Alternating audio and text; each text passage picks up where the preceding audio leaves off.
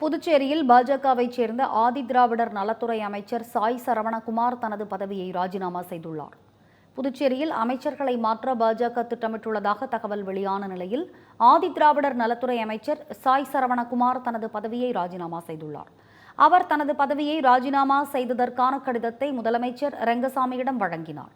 இது தொடர்பாக பேசிய முதலமைச்சர் ரெங்கசாமி, சரவணகுமார் அளித்த கடிதத்தை துணைநிலை ஆளுநரிடம் கொடுத்ததாகவும் அந்த கடிதத்தை ஆளுநர் ஏற்றுக்கொண்டதாகவும் கூறினார்.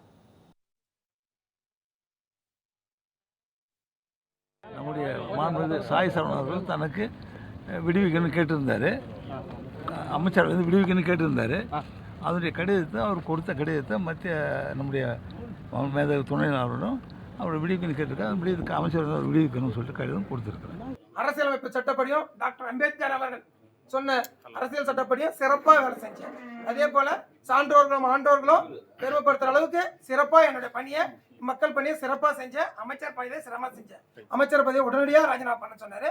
உடனடியாக எல்லா தெய்வங்களுக்கும் நன்றி சொல்லிட்டு தொகுதி மக்கள்கிட்ட தெரிவிச்சுட்டு ராஜினாமா பண்ணிட்டேன். புதுச்சேரியில் பாஜக கட்சி பணி செய்வதற்காக 3 நியமன சட்டமன்ற உறுப்பினர்கள் தங்களின் பதவிகளை ராஜினாமா செய்துள்ளதாகவும் காலியாக உள்ள நியமன உறுப்பினர்கள் பதவி வரும் 1ஆம் தேதிக்குள் நிரப்பப்படும் என சபாநாயகர் செல்வம் தெரிவித்துள்ளார். 3 நியமன சட்டமன்ற உறுப்பினர்கள் தேர்தல் நெருங்குகின்ற காரணத்தினால் தேசிய தலைமையின் அறிவுறுத்தலை ஏற்று தங்களுடைய நியமன சட்டமன்ற உறுப்பினர் பதவியை ராஜினாமா செய்துள்ளனர்.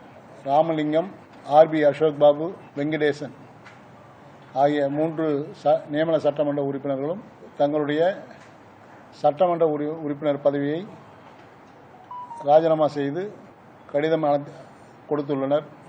அவர் கட்சி பணியாற்றுவதற்கு விருப்பம் தெரிவித்திருந்தார். அதற்காக அவர் தன்னுடைய பதவியை ராஜினாமா செய்திருக்கிறார். பாரதிய ஜனதா கட்சியுடைய கட்சி தலைமை முடிவு செய்து அறிவிப்பாங்க.